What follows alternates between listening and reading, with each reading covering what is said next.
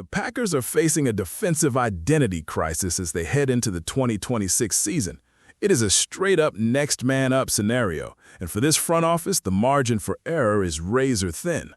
With the departure of veterans like Rashawn Gary and Kingsley Enagbare, the depth chart looks different, but the biggest headline is obviously Micah Parsons. Following his ACL and meniscus surgery back in December, the team is playing it safe with a strict 9-month rehab protocol. Parsons himself has confirmed he's targeting a mid to late October return, which means he'll be starting the year on the physically unable to perform list. We are looking at a month and a half of football where your biggest defensive engine is sitting in the training room. And don't look for an exit strategy. He's locked in through 2029, and financially, the team is fully committed for at least the next 2 years. That leaves the keys to the kingdom in the hands of Lukas Van Ness. Hercules has been waiting for this moment since he got to Green Bay, and the front office isn't hiding their expectations.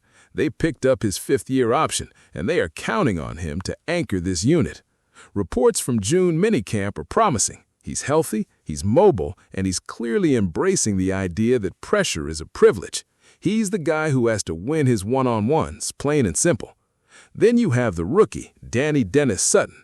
The 4th-round pick out of Penn State isn't just here for the scenery. At 6'5" and 256 pounds, he's got the frame to set the edge on early downs, which is exactly where the Packers are going to use him. He's not polished. He's a raw, high-motor athlete who's going to have a steep learning curve in Jonathan Gannon's new system. But he's going to get his reps, and he's going to get them early. This scheme shift is the real X factor.